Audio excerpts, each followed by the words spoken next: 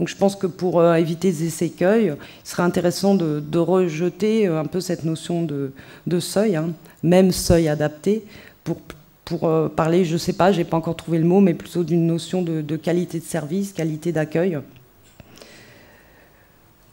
Donc ça repose aussi sur la question du traitement, les traitements de substitution qui peuvent être considérés comme un outil de réduction des risques comme les autres outils, ou alors utilisés comme au service du soin en toxicomanie, ou alors les deux. Les usagers marginalisés, c'est clair, ils ne s'adaptent pas toujours aux exigences des centres, mais les autres usagers insérés, quels sont leurs rapports avec ces mêmes centres? Donc on s'aperçoit que la pratique de la médecine générale avec un accueil inconditionnel, enfin inconditionnel dans la mesure quand même où on a une couverture maladie, souvent sans rendez-vous, et souvent plus en accord avec les contraintes de la vie quotidienne des usagers citoyens, de gens qui ont une famille, qui ont un travail, et qui ne peuvent pas forcément se rendre entre 10h et midi et 14h et 17h au centre de soins pour avoir un traitement de méthadone. Donc prendre aussi plusieurs rendez-vous, ça nous arrive encore régulièrement de recevoir des usagers qui bon, malgré plusieurs tentatives, plusieurs efforts, ils n'ont pas réussi à prendre plusieurs rendez-vous sur leurs horaires de travail pour accéder au traitement de substitution par méthadone. Donc c'est souvent une exigence impossible pour certaines personnes. Donc ils vont consulter en médecine générale ou alors ils s'adressent à un service comme le bus méthadone.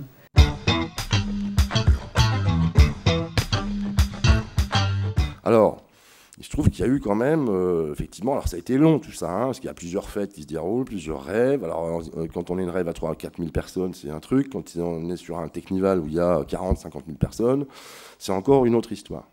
Donc il y a une multiplication des demandes et puis aussi des situations à risque. Et c'est vrai qu'il y a eu quand même des choses compliquées. Enfin voilà, au départ, les gens demandent de lumière pour pouvoir trouver une veine.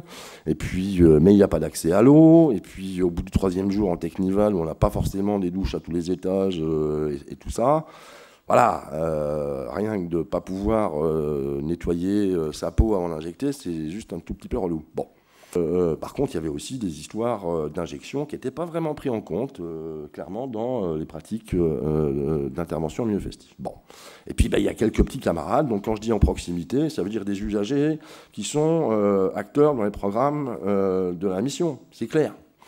Ou dans les programmes de réduction des risques qui viennent collaborer avec la mission. Alors, je vais y revenir. Mais eux, évidemment, étaient, on va dire, non pas que les autres n'en avaient rien à foutre, mais voilà, il y avait quelque chose de plus intenable pour eux que pour les autres, peut-être. Et la raison, c'est que, bah oui, c'est un peu, il y a une partie dans l'équipe qui sont des bergers qui sentent le mouton chez Père du Monde. Alors, je vais m'expliquer. Et c'est eux qui bricolent une pratique innovante d'accompagnement à l'injection, justement. Alors, j'avais fait une communication à la CLAT en 2003 là-dessus. En expliquant que dans la mission rêve, à un moment donné, on pouvait analyser une typologie, d'un point de vue sociologique en tout cas, en 4 types d'intervenants dans la mission. Il y avait, je dirais, des humanitaires qui étaient un médecin du monde entre 2 missions en France ou à l'international, donc des personnels souvent sanitaires, hein, médecins, infirmiers. Bon, il y avait une partie des personnes qui étaient déjà engagées dans les programmes de réduction des risques à Médecins du Monde, mais qui n'étaient pas forcément usagers ou qui n'étaient pas forcément technomanes, hein, a priori. Bon, il y avait un 4e groupe qui était constitué de tuffers, voilà, enfin des tuffers. À force de rencontres dans les rêves, il y a des gens qui viennent bosser sur la mission, qui s'incluent, qui font les formations, qui prennent une place particulière. Et puis des usagers, tuffers ou non. Bon. Et s'il y a un processus d'innovation, comme Norbert Alter a pu l'écrire dans un bouquin très intéressant qui s'appelle L'innovation ordinaire, bon, il y a quand même lieu de travailler sur cette histoire-là. Est-ce qu'il y a lieu ou pas d'inventer une pratique d'accompagnement à l'injection? Bon, donc on décide dans la mission d'officialiser la pratique, en tout cas de l'officialiser au moins en interne, hein, et ça débouche sur un premier projet, protocole. Donc ça date de 2005, accompagnement pragmatique à l'injection de produits au cours d'événements festifs techno, mission rêve, juillet 2005. Donc j'aime beaucoup, instigateur et chargé de projet, donc Pascal Pérez, éducateur spécialisé, on y reviendra, parce que c'est un des piliers de cette histoire-là dans l'émission, mais c'est aussi un des intervenants de Si la parole. Et puis rédaction, Eric Aubert, médecin. Ce qui est très intéressant dans ce projet, c'est qu'en fait, c'est le résultat d'une dialectique assez acharnée entre Pascal et Eric. Pascal étant absolument convaincu de la nécessité de développer ces pratiques-là, étant très inventif là-dedans, très bon aussi, justement, dans ce qu'il pouvait développer, parce qu'il a une connaissance fine de ces histoires d'injection. Et puis, Eric, médecin, qui a une réflexion éthique, qui se pose des questions sur jusqu'où on peut aller, etc., etc. Et ils font un dossier absolument très intéressant, qui propose un protocole d'intervention, entre guillemets, et qui officialise quelque chose qui était, en louveté. Bon. Comment on pourra appeler ça, on va dire, d'une façon un peu plus socialement acceptable, ou politiquement acceptable, ou professionnellement acceptable, pour prendre en compte, bon, certes, à la fois les logiques d'acteurs de proximité, mais aussi des logiques d'acteurs professionnels, je dirais. Alors l'un n'exclut pas l'autre, et c'est pas du tout péjoratif, ni dans un sens, ni dans l'autre. Et ce qu'on trouve, c'est le passage de l'accompagnement à l'injection à l'éducation aux risques liés à l'injection. Alors là, ça va tout de suite beaucoup mieux. Dans notre entourage, dans l'équipe, ça pose une espèce de consensus. On se dit, ouais, bah oui, finalement, on est quand même là-dessus. On est quand même sur les valeurs d'éducation à la santé. Bon, j'y reviendrai.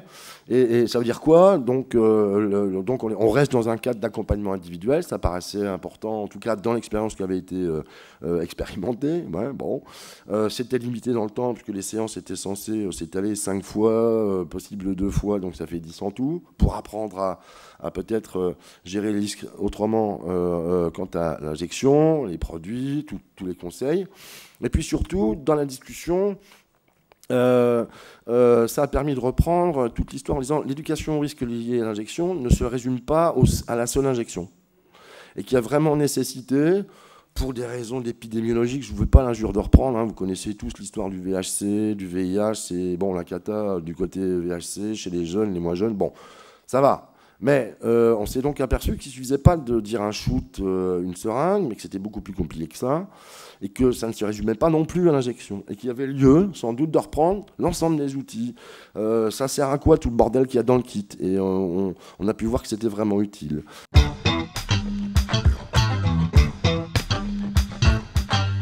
Et c'est soutenu en particulier par les collectivités locales, en particulier par Georges Frêche, qui est plus connu pour autre chose, et même par la police. La DGS est pris de court, elle est tellement pris de court que pendant une trentaine de jours, elle propose à Sud Montpellier de faire un programme de thymgésite injectable à la place de ce qui se passe, et finalement elle se rétracte. Alors là, c'est en même temps, on a commencé à travailler sur notre histoire à Sud et on a interviewé Estelle Dolé, et c'est là qu'est nous est venue l'idée de faire une salle de consommation en se disant on va frapper un grand coup parce qu'il y en a marre. Et on va essayer de faire une salle d'injection pour avoir les médias et pour pouvoir parler au public.